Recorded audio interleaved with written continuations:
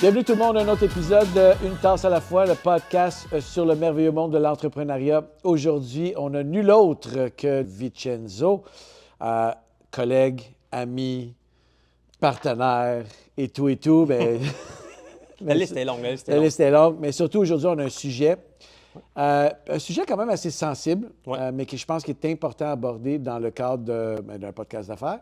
Et le sujet, c'est fermer son entreprise. Ouais. OK? Fait que, inquiétez-vous pas, tout va bien. Tout va bien. Tout va bien. Mais c'est bien relevé. Absolument. Je voulais qu'on en parle, Vincenzo. Puis, premièrement, merci d'avoir accepté d'en parler parce que c'est quand même un sujet qui. Puis, c'est pas tout le monde qui est confortable à parler de ça. Non. Fait que merci de nous partager ça aujourd'hui. Ouais. Je pense que les gens qui sont en affaires vont se retrouver énormément dans ce qu'on va parler, toi et moi, dans la prochaine heure. Puis, je pense que si vous êtes en affaires, c'est un sujet, je pense, qui est important de couvrir en amont parce qu'on ne sait jamais. Il n'y a pas de garantie là, à se lancer en affaires. Donc, pour la petite histoire, Vincenzo, tu avais une entreprise qui s'appelait chez Vincenzo, qui était une gelateria. Donc, tu faisais du gelato, probablement le meilleur gelato que j'ai jamais mangé de ma vie. C'est ce qu'on m'a souvent dit. Absolument. Merci. Non, c'était incroyable, c'était artisanal, c'est dans Villeray. C'est comme ça qu'on s'est connus d'ailleurs. Exactement. J'ai découvert ce merveilleux monde grâce à toi.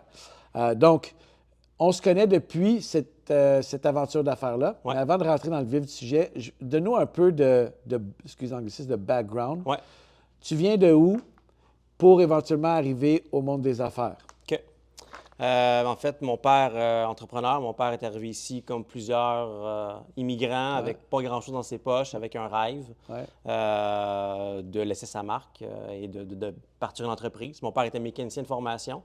Donc, qui dit mécanicien dit garage, concessionnaire automobile. Fait que mon père est arrivé ici début des années 70, a travaillé 1 an et demi, 2 ans pour quelqu'un d'autre et finalement est parti lui-même en affaires dans un concessionnaire, un garage en fait. Donc, Petrofina, Petro-Canada et ainsi de suite. Était concessionnaire Skoda, concessionnaire Suzuki. Fait que venant de ce background-là, j'ai grandi dans l'entreprise familiale. Donc, pour moi, c'était normal, l'entrepreneuriat. C'était quelque chose que j'identifiais pas le mot entrepreneur encore. Mais l'écosystème de ce que c'était familier. Puis à 19 ans, j'ai eu une opportunité. En fait, mon père avait une bâtisse qui, dedans, avait une locataire qui, elle, avait une crèmerie. L'entreprise, c'était une crèmerie. Et la madame voulait fermer. Donc, elle est allée voir mon père, puis elle a dit, ben, tu sais, je ne renouvellerai pas mon bail. Donc, on a dit, OK, ben, pas de problème. Puis, ben, moi, j'ai entendu ça. J'étais dans la salle de montre à ce moment-là, puis j'étais allé voir Isabelle, celle qui avait la crèmerie en question, puis j'ai demandé, je sais, qu'est-ce que tu sais, comment ça fonctionne? Si, mettons, je voulais continuer, ben, je peux te vendre l'équipement, tu vas voir ton père. Fait que c'est ça qui est arrivé. Je suis allé voir mon père, puis j'ai démontré un intérêt de vouloir reprendre cette entreprise-là qui existait depuis déjà 7-8 ans et de continuer. Fait que mon père a reconnu cette fibre entrepreneuriale-là, étant lui-même issu de ça, bien, il a dit OK. Fait que, ben, tu sais, j'ai 19 ans, j'ai pas de crédit, j'ai rien, là, je veux dire. Ben oui, tu as du crédit, papa. Oui, voilà, c'est ça. Fait que papa est venu endosser un petit prêt à la Caisse des Jardins, puis j'ai acheté son petit équipement, puis j'ai roulé ça pendant 1 an. Puis là, ben ça est parti comme ça. Puis en fait, ce que j'ai réalisé ce premier été-là, c'est que je vendais de la crème glacée là, bien classique, là, crème glacée molle avec la slush, crème glacée dure. Bon, rien n'était fait maison, là. Des slush, des trucs comme ça. Puis, mais ce que j'ai réalisé, c'est que je vendais du bonheur. Il n'y a personne qui était forcé à venir chez nous. Les gens venaient parce qu'ils avaient le goût de passer un moment en famille, entre amis, entre filles, peu importe, manger un cornet, un slush, un parfait, peu importe c'était quoi, tu sais. Alors là, ben, j'ai eu un peu de pression de ma mère. Pas de pression, mais ma mère a dit, tu sais, elle dit, finis ton université. J'allais te poser la question. Bon, j'étais à l'université, je venais de faire ma première année. J'ai étudié en psycho à Concordia. Donc, tu sais, elle dit, tu peux y revenir à ça éventuellement. Tu sais, elle dit, mets pas ça sur pause, université, continue-le, finis-le, puis regarde où est-ce que tu peux aller avec ça, tu sais. Donc, longue histoire courte, j'ai fait 1 an, j'ai décidé de suivre le conseil de ma mère et de retourner aux études et de finir mon bac. Puis après ça, de là, ben, j'ai fait un paquet de trucs. Je me suis investi dans l'entreprise familiale, évidemment, après mon bac. Après ça, j'ai travaillé pour une banque, j'ai été courtier en gaz naturel. Mais il y a eu cette idée-là, me revenait tout le temps. Cette espèce d'idée de vendre du bonheur. Je trouvais que ça me manquait. Plus le vendre du bonheur que l'autonomie est en affaires, avoir mon truc? Ça a été clair à un moment donné qu'un venait avec l'autre. OK, c'est bon. Oui, un venait avec l'autre. Donc, j'avais ce désir-là de mon propre boss, d'être Ah, autonome. Oui, autonome, exactement. Tu sais, je ne suis pas quelqu'un qui deal très bien avec les horaires, on va se le dire. Oui. T'as beaucoup de qualités. C'est ça. Mais bon, tu sais, on peut pas toutes les avoir, les qualités, celles-là. C'est ça. Donc, en étant ton propre boss, Oui, oui. ça l'aide un peu. Oui. Puis à un moment donné, ben, j'étais à la BDC. Je travaillais à la BDC, ça faisait presque 2 ans que j'étais là. Puis c'était pas mon élément naturel. Tu sais, la BDC m'a appris beaucoup, m'a amené beaucoup de bonnes choses. C'était une super école, mais tu sais, de part et d'autre, je pense que autant pour eux que pour moi, c'était pas un fit naturel. Ils ont voulu essayer quelque chose avec moi, engager quelqu'un qui sortait un peu des sentiers battus, qui n'était pas un comptable, mais qui avait un sens des affaires pour le développement naturel, ce que j'avais, parce que j'avais toujours fait de la vente. Puis là, ben, tu sais, c'était dans un moment où est-ce que j'avais pas trop de part et d'autre. J'étais pas sur mon X. Sauf que ça reste que c'est un écosystème entrepreneurial, quand même. Fait que tu baignais là-dedans. Exact. Fait que c'est vraiment une bonne école là, au niveau technique. Puis si je me trompe pas, ça aussi, ça a évolué vers un profil qui te ressemble beaucoup plus. Aujourd'hui, je pense qu'on retrouve aussi beaucoup plus de gens qui sont axés terrain, développement des affaires. Exact. Fait que cette école-là, tu le regrettes pas, là? 0.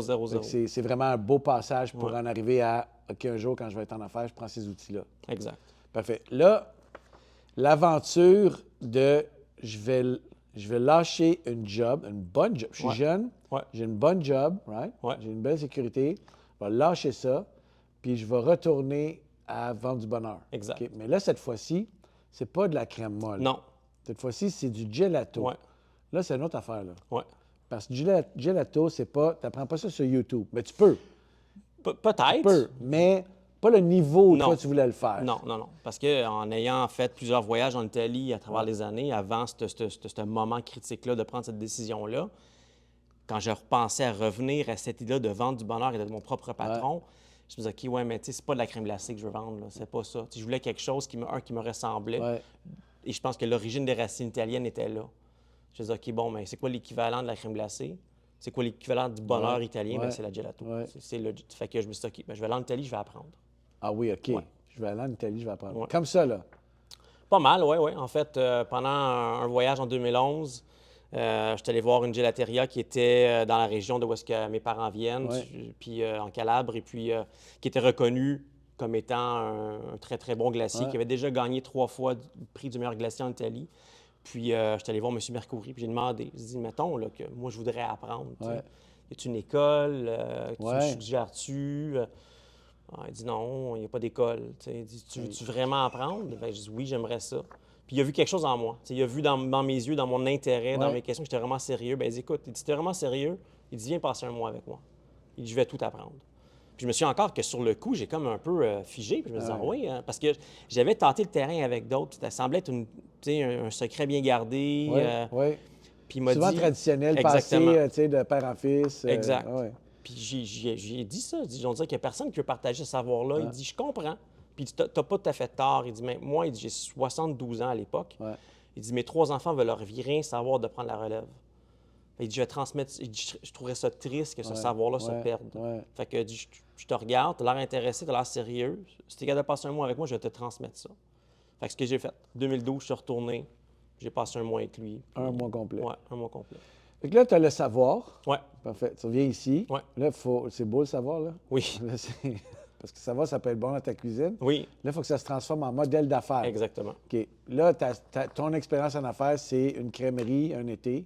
Parfait. Puis le concessionnaire de mon père, tu sais, mais je veux dire, Oui, ça reste que... Oui. Ça reste que, sans enlever à beaucoup d'autres qui ont hérité d'une business qui était déjà existante, il y a plein d'étapes que moi, que j'ai pas vécues. Tu sais, Absolument. Je vivais la croissance de l'entreprise avec tous ses hauts et ses bas, mais j'avais pas vécu le démarrage. Absolument. Parce que j'étais pas là en 76. Là, je veux dire, fait que j'étais pas là. Donc là, comment je me retrouve dans cette nouvelle réalité de démarrer une entreprise? Je commence par où? Là, on se souvient, j'ai étudié en psychologie. J'ai pas étudié en affaires, en commerce à Concordia. J'étais en psycho. Donc... Fait comment qu'on démarre? À ce moment-là, il existait une entreprise, un organisme plutôt, qui s'appelait le SAGE, le soutien aux jeunes entrepreneurs. Donc, je suis passé par là. Ils offraient un cours à travers Emploi Québec pour le démarrage d'entreprise. Fait que j'ai vu ça passer, puis je disais, c'est peut-être ça la réponse. Donc, j'étais allé à une séance d'information, je me suis inscrit. Puis ça a été encore là une super expérience, super école pour comment bâtir son plan d'affaires. Un peu te donner l'infrastructure de la fondation de ton plan d'affaires, à quoi tu dois penser. T'sais. Absolument. À l'intérieur de ce programme-là, j'ai rencontré des futurs entrepreneurs super stimulants, super intéressants, toutes sortes de projets là, de gauche à droite, dans des domaines un plus variés que l'autre. Ouais. Puis après ça, ben, avec ce plan d'affaires-là, rencontre avec la CEDEC, aller cogner aux portes des institutions financières, aller chercher un peu de love money, puis... Tu as fait ton montage financier. Exactement. Puis là, tu as trouvé un local Ouais. dans Villeray. Ouais. C'est vraiment... Il était cool, le local, vraiment. Ouais, mais Ouais. Mais, on va en parler plus tard Ouais. tout à l'heure, mais c'était vraiment un beau spot Ouais. devant un resto très connu, Ouais. absolument. Puis Ouais. dans un quartier où, très familial, Ouais. tu sais, bien achalandé. Donc, pour toi, si je ne me trompe pas, c'était quand même une belle cible. Oui. Tu sais, tes clients naturels Exact. allaient se trouver là à proximité. Ouais. Ça reste un commerce de proximité. Là. Oui, énormément. Fait que là, tu pars le petit local, tu t'équipes. Je Ouais. me souviens de Ouais. l'équipement. C'est comme un couloir, ce local-là. Oui, lequel est fait en long, exactement. Puis au fond, il y avait Ouais. une toute petite pièce Ouais. dans laquelle il y avait la machine Oui, pour faire le gelato. exact. Je me souviens parce que des fois, je suis allé te voir, puis tu étais à quatre pattes en train de sortir le gelato. Là, tu sais. Puis, mais non, mais c'est vraiment artisanal. Ouais. OK. Fait que là, débute l'aventure de la gelateria. Ouais. Parfait. Puis avec quand même une belle équité, dans le sens Ouais. que très vite, tu as eu pas mal de traction. Ouais. Nous, on est rentré, c'est là on est rentré comme partenaire. exactement. On est rentré en contact. Tu as choisi comme fournisseur de café. Ouais. Mais tu as eu quand même pas mal d'équité pour partir. Ouais. Et ça a bien fonctionné. Ouais. Tu sais, il faut se le dire, là, je veux dire, dès le début, c'est parti. Ça a décollé. Ce qui, des fois, est problématique quand tu ouvres un commerce, puis là, tu ouvres, bien là, OK, là, il faut en faire la promotion, il faut. Il n'y a pas nécessairement grand monde qui te connaît. Toi, c'est parti. C'est parti. Fait que là, ça, premièrement, je veux t'entendre là-dessus. Ouais. Tu ouvres, il commence à avoir du monde. Ouais. Tu t'es-tu senti un peu comme overwhelmed? Overwhelmed, oui, je cherchais le mot en français. Tu sais, j'étais dépassé. Dépassé. Complètement. OK. Dépassé. Tu sais, j'ai le mot tsunami qui me vient en tête. Là, tu sais, À ce point-là, là. Je me souviens, j'ai ouvert le 28 mai, Oui. un mardi matin. Puis j'avais une employée, Dominique, que je remercie encore d'avoir embarqué avec moi dans cette aventure-là dès le début. Puis j'ai Julie. Oui, T'sais. ta femme. Ouais. Oui. Mon épouse qui dit que je dis, ben, tu sais, son horaire lui permettait de faire du temps. Oui. Fait que, puis, ben, moi, ce que j'ai beaucoup sous-estimé, c'est justement ça, c'est cette espèce d'équité-là. Ouais. Moi, j'avais mis une pancarte, là, ouverture bientôt chez Vincennes, sur Gelateria, mais bon, tu sais. Mais Julie, mes amis, elle, bon, elle a partagé préciser, ça. Ton épouse, c'est Julie Saint-Pierre, qu'on a reçue dans un épisode. Exactement. Qui est une personnalité publique. Ouais. Donc, c'est pour ça que je disais d'équité. Quand vous en avez parlé, bien là, veut pas, ça a fait un peu boule de neige. Oui, puis moi, jusqu'à 2015, peut-être même plus tard, je ne sais pas, là, mais j'ai ouvert la Gelateria, puis ma photo sur ma page Facebook, c'était l'espèce d'avatar, l'ombragé, là, que... Tu sais, c'était ça, là, fait que on part de loin, là. Oui, parce que tu as toujours une très grande propension pour les médias sociaux. Oui, c'est ça. Moi, ça commence et ça s'arrête avec le fax. Oui, donc, je sais. La technologie, là... C'est ça. Oui, c'est ça, ça se résume à ça. Parfait. Donc là, moi, j'ai sous-estimé ça complètement. Donc moi, naïvement, je me suis dit, bah, tu sais, j'ai Dominique qui est là le matin, je vais pouvoir produire un peu. Oui. Moi, puis je lis dans le comptoir un peu l'après-midi, ça va aller, là. Oui. Il n'y a pas de stress, là. Non, je vais retourner Mais chez là, nous ce soir. le 28, au matin, déjà, il y a du monde le matin un peu pour le café. J'étais un peu étonné. Ouais. Puis ça, c'était vraiment la réponse immédiate du quartier. Oui. Et là, à compter de 3 heures l'après-midi, là, je commence à voir des gens arriver là, qui ne sont pas du quartier. Non. Qui ne sont pas du quartier, puis qui viennent voir c'est quoi cette histoire-là, c'est quoi ça, cette gelateria qui ouvre, qui ont entendu parler sur les médias sociaux, qui ont vu quelque chose sur Instagram, sur Facebook, peu importe. T'sais. Et là, ben ça va vite, là. Il y a une file qui se crée, qui fait le tour sur Villeray, qui tourne sur Berry. Oui. Puis là, ben, tu sais, j'ai des visages qui viennent, puis je me dis, mais tu sais, excuse, tu habites à Brossard, tu habites à Sainte-Thérèse, tu habites à Blainville. Qu'est-ce que tu fais ici? Oui, Puis très, très tôt, moi, mes heures d'ouverture, c'était censé être 7 h le matin à 11 h le soir. On est rendu 6h45, là, 18h45, je n'ai plus rien dans mon présentoir. Donc là, ben, on est jour 1. Là. Donc là, OK, fait que là, je retourne en arrière, essayer d'en produire un peu pour remplir, mais ça se vide plus vite que je suis capable de produire. Parce qu'un bac de gelato, il y a quand même des étapes, une procédure. Oui. Fait que même si tu as une base de prête, tu as quand même un processus de congélation. Après ça, tu dois le mettre dans son surgélateur pendant X nombre de temps. Donc, tu en as au moins pour une demi-heure par... Panne de gelato. Exactement, de 5 litres. Donc, Ouais. ça prend une demi-heure Ouais. par sorte. Mais là, j'y arrivais pas. Non. J'y arrivais pas. Fait que je me souviens, le premier soir, j'ai fermé puis j'ai fait... J'ai créé un monstre. Oui, puis échec total parce que j'ai manqué de stock. Fait que finalement, ça finit que cette soirée-là d'ouverture, c'était plus un... je viens de saluer, là. OK. Parce que, Félicitations. félicitations. Oui. Mais, Je vais revenir demain à 2 heures. C'est ça, j'y goûterai une autre fois. Mais quand même si tu as la perception de l'échec, c'est pas un échec. C'est quand même... C'est un plus là, d'avoir trop de monde. Oui. Parce que là, c'est mieux que de ne pas avoir de monde. Exactement. Fait que là, j'imagine que tu as un peu rétropédalé. Ouais. C'est organisé dans les C'est semaines ça. qui ont suivi pour assumer ça. Ouais. Parfait. Puis là, à un moment donné, tu es capable d'assumer le flow qui, quand même, pour y avoir été souvent l'été, c'est un flow continu là, le soir. S'il fait beau, c'est fini, là. Il y a du monde, tu as raison, il y a du monde. Ouais. Un line-up tout le temps. Puis l'avantage, ce que tu faisais, c'était très artisanal. Ouais. Toi, tu ne voulais pas mettre des essences, tu ne voulais pas faire des surproductions. Fait que, tu sais, il y a quand même un craft, Ouais. puis tu veux garder ce niveau de qualité-là. Fait que tu ne peux pas non plus outrepasser ce que tu es capable de faire. Exact. Ta première saison se déroule quand même bien. Très bien. Tu es content. Très content. Puis là, tu rentres dans la saison moins estivale de l'hiver. Ouais. Parfait. Fait que là, c'est ça. Ton premier hiver, Ouais. toi, as-tu planifié, là, l'hiver, je vends moins de gelato. Ouais. Qu'est-ce que je vends? Qu'est-ce que je fais? C'est ça. C'est la partie, je pense, par l'affaire que j'ai peut-être un peu Sous-estimé. sous-estimé, Oui. fast-forward. Oui. On y pensera quand on y arrivera. Oui, parfait. Mais voilà, avec du recul, c'est pas nécessairement la bonne stratégie. Fait que, dès le départ, j'avais cette idée-là de jumeler café et gelato. Oui. En cours de route, je me suis dit, je peux faire des petits sandwichs. Oui. T'sais. Mais l'idée, c'était vraiment, le focus, c'était vraiment, ce qui prenait la relève, c'était le café. Ce que j'avais sous-estimé, c'est à quel point que le marché européen, en fait, les habitudes, les mœurs de consommation européennes, spécifiquement italiennes, étaient différentes de nos habitudes de consommation par rapport à la crème glacée, le gelato québécoise, canadienne. Ici, la saison est vraiment très courte. On parle de la fête de Saint-Jean jusqu'à la mi-août. C'est ça la saison. Ta fenêtre d'opportunité est très, très courte. Mettons qu'on dit 3 mois? 3 mois. Mettons, là. OK. Mais après ça, tu as 9 autres mois. C'est ça. Ou est-ce que tu payes du loyer pendant 9 mois? Si tu as des prêts, tu les payes pendant 9 mois. Tu ne peux pas dire à ton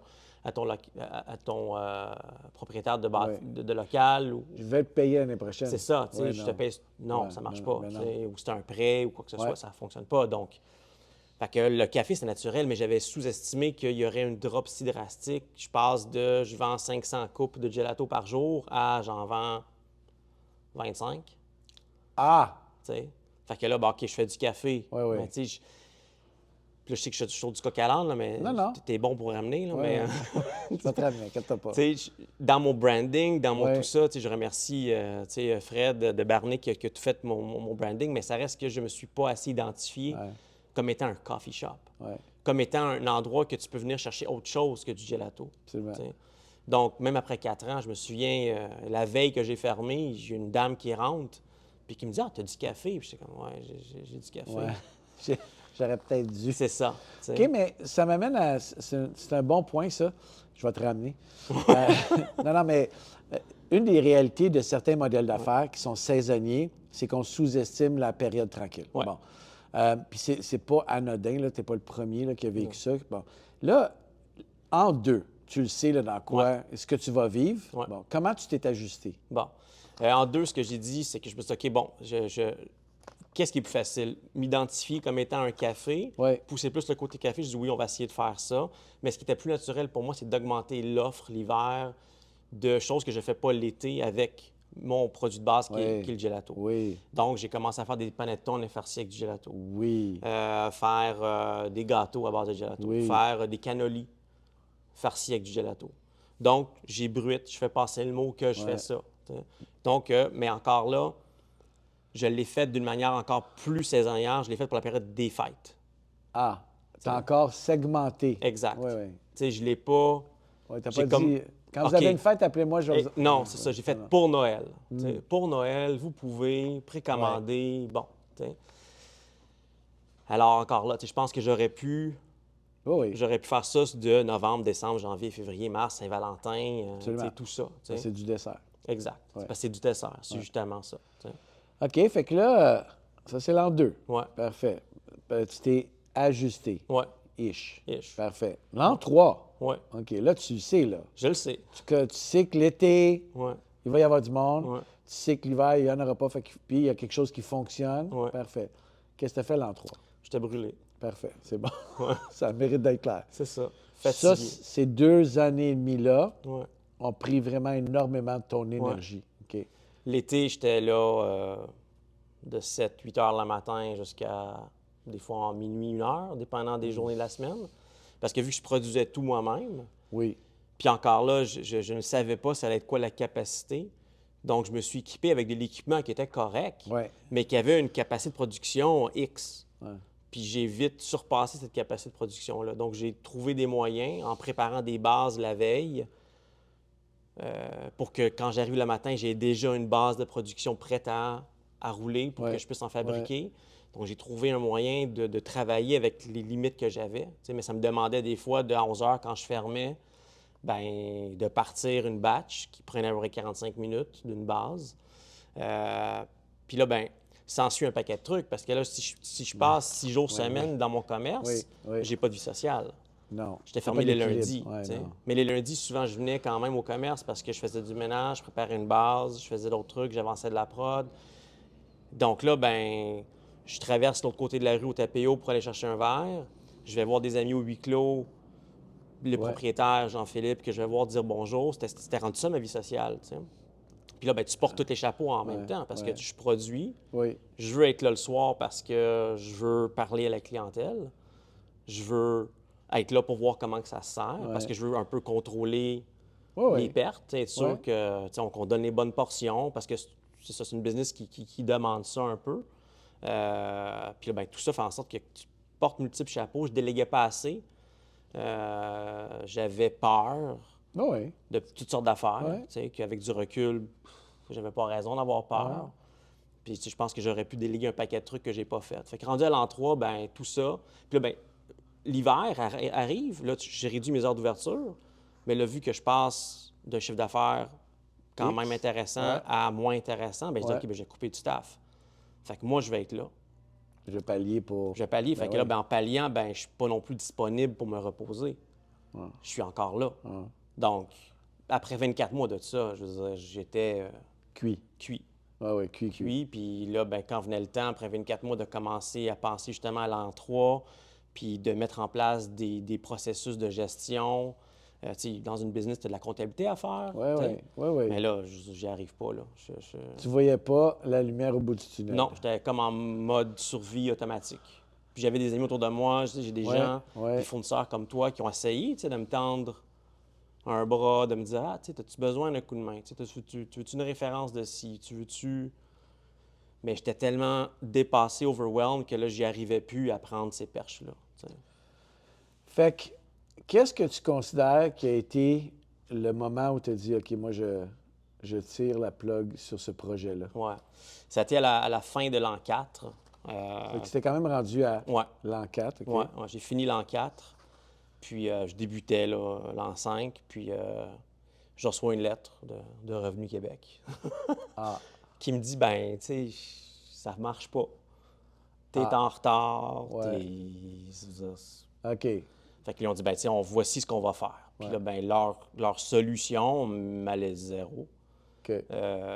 Pas que c'était pas une bonne solution, mais je comprends qu'eux, à un moment donné, ils ont des mécanismes en place ouais. pour dire, bon, regarde, tu sais, on va t'aider à te Ouais. structurer, mais Ouais. ça veut dire que voici ce que tu dois faire et comment qu'on doit le faire. Et, tu sais, fait que, puis là, ben, pour moi, c'était une montagne. Ouais, c'est ça. C'était une montagne.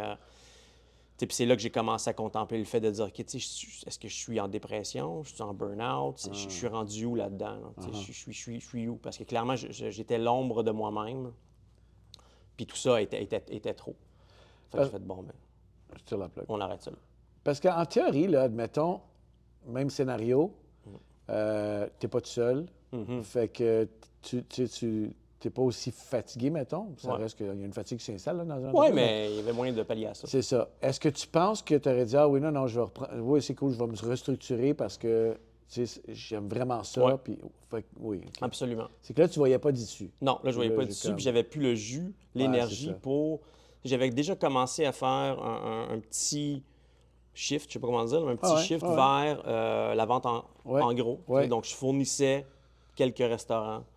Puis, tu sais, ça, c'était une avenue que j'aurais pu pousser beaucoup plus et explorer beaucoup plus. Mais juste le fait d'embarquer dans mon auto, de prendre mon téléphone ou d'envoyer un email ou un texto à X restaurant, un restaurateur pour dire, tu sais, je peux t'en faire parce que j'avais eu beaucoup de demandes. Mais je dis, ah non, tu sais, je fais pas ça. Tu sais. OK, ça, c'est. Puis là, on va rentrer dans la partie un peu plus difficile. Parfait. Ça, est-ce que c'était considéré à l'époque pour toi comme un échec? Ah oui, absolument. OK. Est-ce que c'était un échec? Puis je pose la question là, parce que professionnel ou personnel? Bien, c'est là que moi, je pense que, tu sais, je pense que ce qui a été une grande cause de ma dépression, tu sais, à ce moment-là, c'est que j'ai pas fait la différence, moi, entre le personnel et l'entreprise. Surtout quand tu appelles ton entreprise chez Vincenzo. OK. Tu t'identifiais Exactement. à l'entreprise. Puis, moi, les gens venaient là, de Saint-Paul, d'Abbotsford, de Trois-Rivières pour venir entendre mon histoire, pour venir parler à Vincenzo qui était derrière le comptoir, qui était celui qui a fait la gelato, mais qui était... Fait que c'est comme si à un moment donné, tout ça, je le savais très bien que, tu sais, quand j'ai ouvert l'entreprise, je savais qu'il y avait l'entreprise, il y avait moi.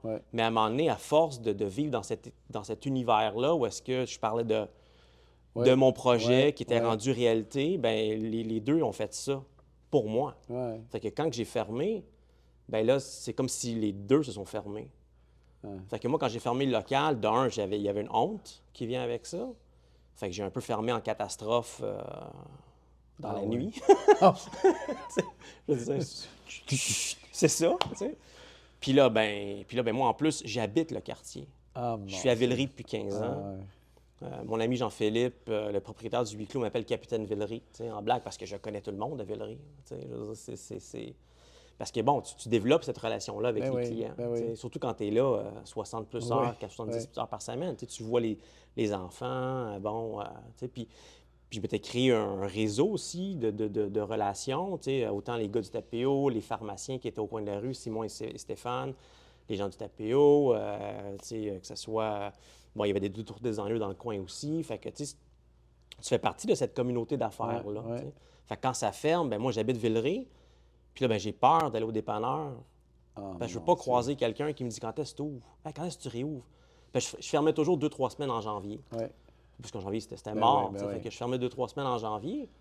Mais là, j'avais peur de ce moment-là. Parce que quand justement, j'ai pris la décision de fermer, on était ça. C'était janvier, j'étais supposé réouvrir là, pour ma 5e saison. Puis là, ben, j'ouvrais pas.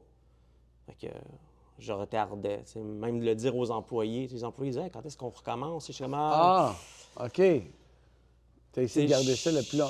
J'ai essayé parce que je me disais, OK, comment que je peux faire ça? Est-ce que dans ta tête, à ce moment-là, il y a un petit espoir que peut-être que je vais peut-être réouvrir ou c'est non?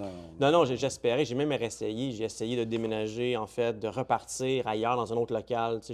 J'ai des amis, un de mes très bons amis, qui est sur Louvain d'ailleurs, dans l'autre côté, avait un espace de disponible. Il m'a dit, écoute, installe-toi ici. Je te charge pas de loyer. Installe-toi, puis juste essaie de repartir ça. Fait que là, c'est là que je me suis plus mis sur le wholesale, mais j'étais fatigué.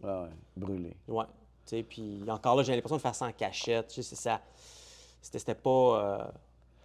Ouais. Fait que ça a été une année et demie quand j'ai fermé. C'était vraiment une année et demie plutôt noire. Où est-ce que j'avais peur de m'exposer, puis j'avais peur qu'on me le remette en pleine face. Comment ça, t'ouvres pas? T'as fermé? Je me suis encore, quand j'ai dû écrire le message sur Facebook pour dire que je cessais les opérations de chez Vincenzo, ça m'a tout pris. Ah oui? Oui, ça m'a tout pris. C'est quoi l'impact? Parce que là, clairement, ça, c'est un impact sur ta vie personnelle, mais je vais aller un peu plus loin, là. T'es pas tout seul, là? Non.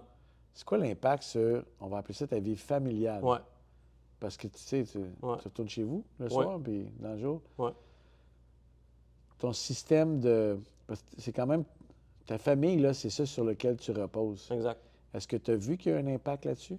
Oui, parce que j'étais rendu l'ombre de moi-même, fait que je contribuais pas vraiment à la vie familiale. Tu sais, j'étais éteint, j'étais déprimé, j'étais... Tu sais, fait que chapeau à Julie d'avoir gardé tout ça. Tu sais, on avait mon fils Lucio à ce moment-là, il avait 1 an et demi, 2 ans.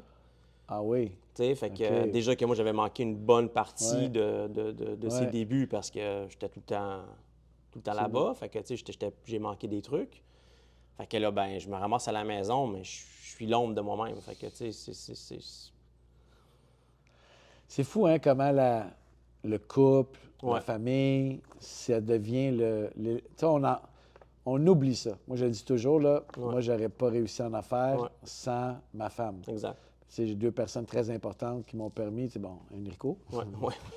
on s'entend, mais après ça, ben, mon autre partenaire, Ouais. puis ça, ils vivent, eux, Ouais. un peu par la bande. Exactement. Ça, ils vivent du bon coup, mais ils vivent aussi tous ces défis-là. Là. Ils sont un peu notre... Puis là, tu sais, c'est une image, là, parce Ouais, qu'il n'y a eu aucun contact, mais sont un peu nos punching bags, là, ouais, tu sais, ouais, dans le sens que, ouais, tu sais, ouais. Ils reçoivent un peu ouais. tous nos sauts d'humeur, puis, tu sais, ouais. donc, tu sais, puis bon, tu sais, ça m'a pris du temps. Ça m'a pris du temps à ressortir de ça, tu sais. Mais tu t'en es ressorti. Oui, absolument. Parfait. Comment?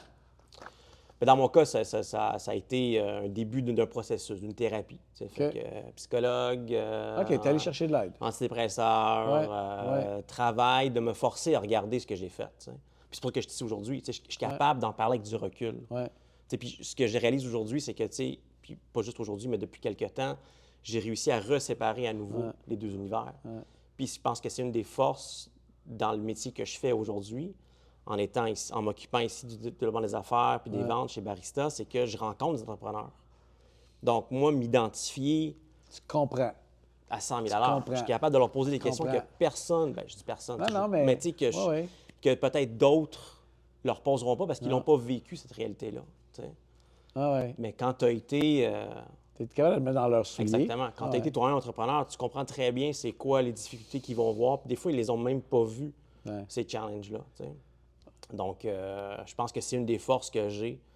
Puis je pense que j'ai toujours fait de la vente dans ma vie. Ouais. Tu sais, depuis que je suis tout petit. Ouais. Fait que ça a été mon premier travail, ça a été ça. Tu sais, vendre des autos au garage de mon père. Ouais. J'ai fait d'autres postes avant, mais tu sais, c'était toujours par rapport à ça. Fait que là, ben, aujourd'hui, d'être dans ces postes-là tout le temps, je pense que ça rajoute à ce que j'amène comme skill set. Je sais pas. J'ai une question de base, parce que tu parles, là, tu es côté fournisseur. Ouais. OK.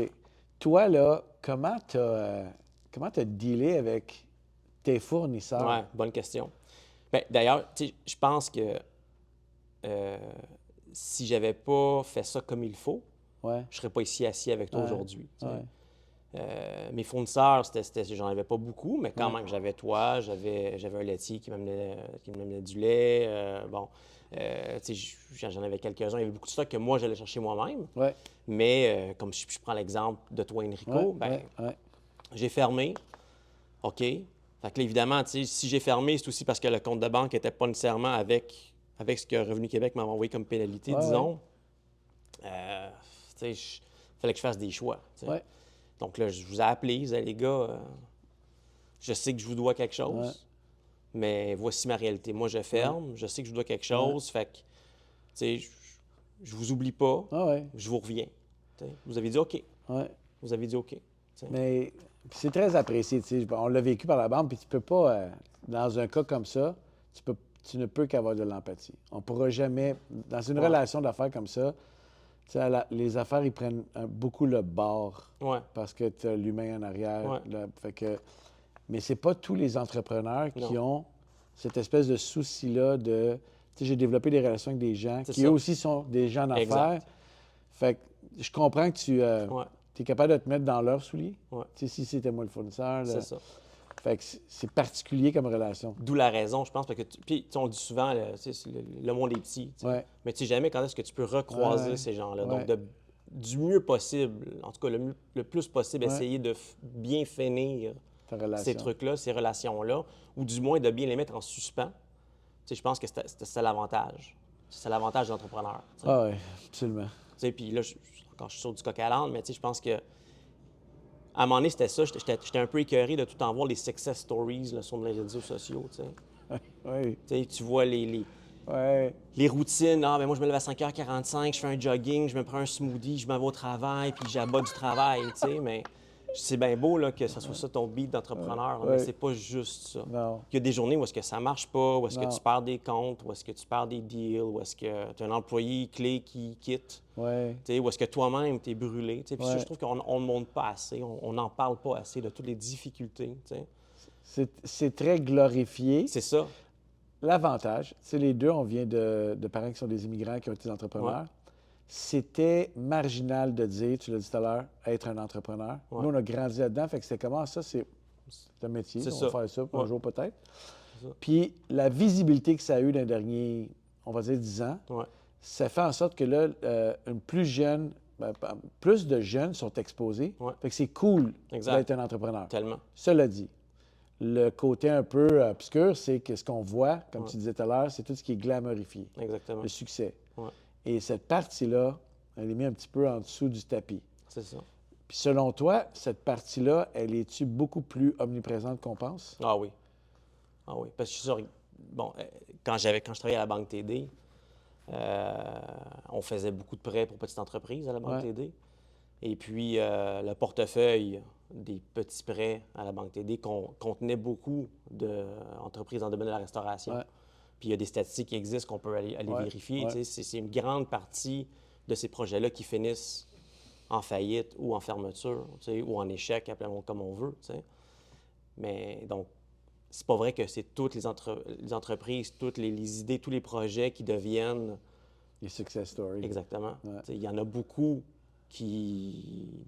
Si on prend l'image d'une passoire, là, il y en a beaucoup qui passent à travers, puis qui tombent, puis il y en a une petite partie, je pense, qui reste et qui pousse, qui grandissent. Donc, mais en même temps, tant mieux, parce que moi, je t'assis ici aujourd'hui, puis je l'offrais demain matin. Bon, tu m'as volé mon punch.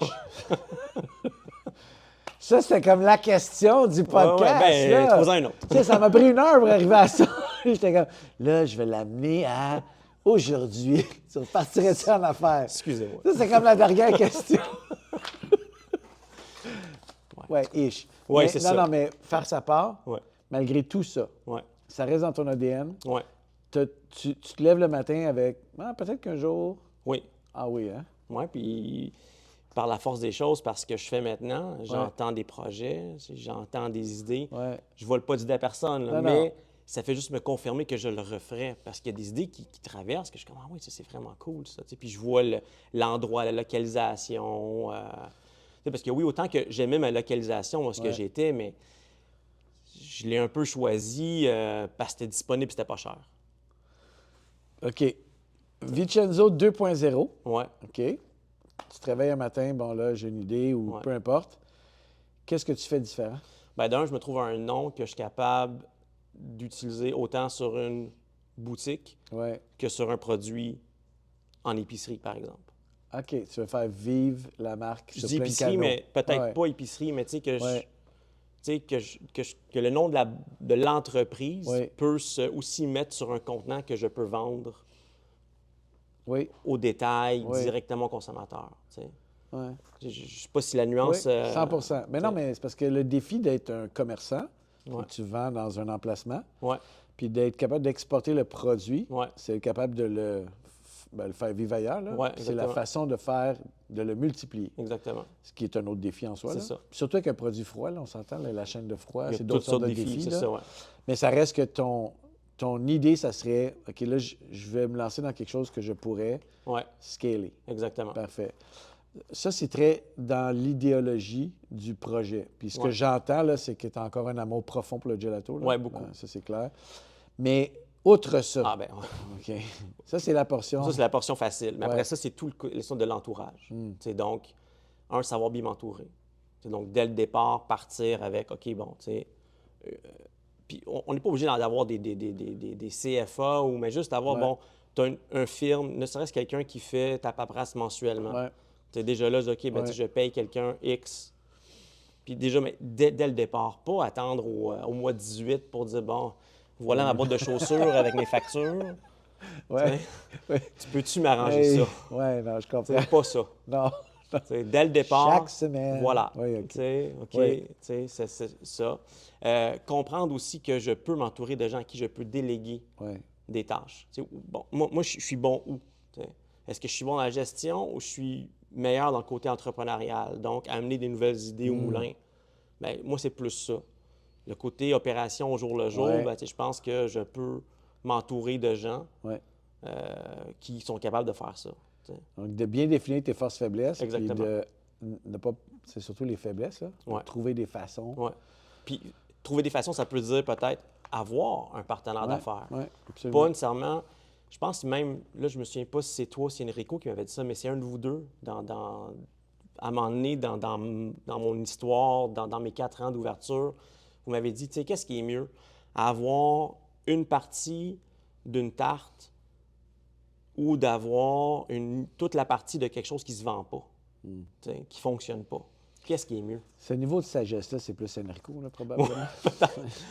Je sais pas. Je veux toute la tarte. C'est ça. Mais on va vendre plein de tartes. Oui. Mais il y a ça. Mais oui. J'ai eu la chance aussi d'avoir des employés, Dominique, Marie, Karine, Gabriel, qui avaient des idées. Qui avaient des idées puis qui étaient prêtes à des fois pas juste me challenger, mais de vouloir mettre des trucs en place. Matthew, des initiatives. Oui, Matthew était prêt à, regarde, je vais te faire une feuille d'inventaire, comme ça, ben quand tu n'en as plus, tu le coches, puis comme ça, ben quand tu arrives au jeudi, que tu vas faire tes courses au Costco ou ailleurs, ben tu sais qu'est-ce que tu as de besoin. Comme ça, tu peux partir dire c'est des affaires niaiseuses. Mais non. Mais que quand tu es dans ton day-to-day, dans ton jour le jour, tu n'as pas le temps de penser. Tu es dépassé, fait que de mettre ces choses-là en place dès le départ, puis de faire confiance aux gens autour de toi. De faire confiance à ton entourage, puis d'accepter les perches qu'on te tend des fois. Qu'on dit, hey, si tu as besoin d'un coup de main, si tu veux jaser, j'ai été chanceux dans cette aventure-là. J'ai eu des gens comme Michel Favouti, Nicolas Duvernois qui sont venus, qui m'ont encouragé, qui m'ont dit salut, qui étaient des clients chez nous, puis qui m'ont tendu, je sais pas, tu veux jaser, d'entrepreneur, gêne-toi pas. Puis j'en avais plein des questions. Parce qu'une des affaires que j'ai trouvé difficile aussi, c'est tu es passé par là, puis tu passes encore par là. Je ne sais pas comment dire en français, mais you're the last line of defense. Dans le sens que moi, quand je travaillais dans une banque ou ailleurs, où est-ce que j'avais une structure au-dessus de moi, je pouvais me tourner vers mon boss et lui demander une question. Mais là, moi, en tant qu'entrepreneur, je me tourne vers qui pour poser une question? Surtout dans la structure que moi j'étais, où est-ce que c'était tout moi, est-ce que j'étais tout seul à faire tout ça? Tandis que là, ben, quand tu as un mentor, par exemple, avoir un mentor à qui tu peux poser des questions, dire, je ne sais pas quoi faire dans cette situation-là, qu'est-ce que... Ou un partenaire. Ou un partenaire, exact. Parce que, tu sais, à deux, tu as plus de chances d'arriver à peut-être une solution ou de trouver une solution. Comme toi et Enrico, vous avez ce mix-là que tu as tes forces, lui a ses forces. Oui, c'est complémentaire. Exactement. Ouais. Puis ça, si j'ai toujours dit, on est très choyé de ça. Ouais. Parce que tu peux avoir deux types de personnes qui ont les mêmes forces, ouais. mais là, il va falloir vraiment quand même pallier à nos faiblesses. Il faut aller chercher, parce qu'à la fin, ça va nous rattraper, là, on s'entend là. Exact. Si tu avais un entrepreneur qui venait te voir maintenant, puis il dit, quel conseil tu lui donnerais? Premièrement, quel conseil tu lui donnes avant de partir? Quel conseil tu lui donnes s'il est en train de vivre ce que tu as vécu? Je vais commencer par le plus facile. Ouais. S'il est en train de vivre ce que j'ai vécu, moi, je lui dirais arrête de faire l'autruche. De penser à la pensée magique, là, que ça va s'arranger tout seul, que ça va se régler tout seul. Non. C'est va chercher de l'aide tout de suite avant qu'il soit trop tard. De l'aide étant, va voir ton comptable, appelle Revenu Québec, trouve-toi, tes faiblesses, tu les connais. Tu les connais pas, OK, parfait, on va faire la liste ensemble. Puis bon, qui peut t'aider avec tes faiblesses ici et là? De vraiment, de ne pas laisser ça glisser ou d'enfouir ça en dessous du tapis, pensant que je verrai ça plus tard, parce qu'à un moment donné, le tapis, on le sait tous, ça devient une montagne, puis tu trébuches, puis c'est fini. En fait, tu fais plus que trébucher, tu tombes, puis c'est ça, il est trop tard. Puis sinon, bien, celui qui part, c'est un mix entre prends ton temps de vraiment faire le tour de la question, mais en même temps, prends pas trop ton temps parce que... Il n'y a rien qui va se passer. Il n'y a rien qui va se passer. Donc, parce que je pense que naïvement, la naïveté est aussi un bel atout à avoir au début. Parce que je pense que si on savait à quel point que ça pouvait être difficile, peut-être qu'on ne le ferait pas. Ou en tout cas, du moins, il y en a certains qui ne le feraient pas. Moi, souvent, on me pose la question, puis tu sais, c'est normal. Si je savais tout, je dirais, oh non, parce que là, c'est tellement difficile. C'est angoissant. C'est ça. Mais en cours de route, ça se digère, là, parce que tu fais face à des obstacles. Puis mais... Je pense que tu as bien définir ton idée. Parce qu'on se fait bombarder d'idées, surtout au début, quand on a un projet puis qu'on en parle à des gens, à des proches. Chacun arrive avec son grain de sel. Si tu écoutes tout le monde, tu finis que ton idée devient un peu comme un buffet chinois, que tu as un peu de tout. Mais de savoir, bon, ça, c'est quoi mon marché, c'est quoi mon produit, c'est qui mon client, où est-ce que je veux m'en aller avec ça, et de suivre. Et de suivre ça, peut-être avec le temps, en ajoutant des choses. Comme une des choses que moi, j'aurais pu très bien ajouter que je n'ai pas faites, c'est de la crème molle. J'aurais pu très bien ajouter de la crème molle à mon offre. Pas dénaturer. Zéro dénaturer ce que je faisais, parce qu'on le voit aujourd'hui, il y en a plein, il y en a plein qui font la crème molle à saveur artisanale, que c'est pas de... c'est pas commercial, là. 0. Ils utilisent des fruits naturels, ils vont prendre des arômes naturels pour donner quelque chose de vraiment spécial, là, que c'est pas juste une molle vanille chocolat twist. C'est autre chose. J'aurais pu très bien intégrer ça à mon offre pour aller chercher cette clientèle-là qui demandait ça. Est-ce que tu dirais, moi en tout cas c'est ce que j'essaie de partager, c'est un marathon, sois patient? Ah oui, absolument. C'est vraiment un marathon. Parce que tu sais, on fait des farces, alors on dit, tu sais, si je savais tout ce que je sais aujourd'hui, j'aurais tellement peur. Mais quand tu es dedans, c'est pas épeurant parce que tu es dedans. Tu dirais, mais ce qu'on souvent on oublie, c'est que c'est un très long journey. Parce qu'on veut on veut on veut que ça se passe. Mais à la fin de la journée, c'est... Tu vas peut-être m'éclairer sur son nom de famille, il m'échappe, mais on a un de nos clients, Anthony. Il court des ultramarathons. Il a fait le marathon de...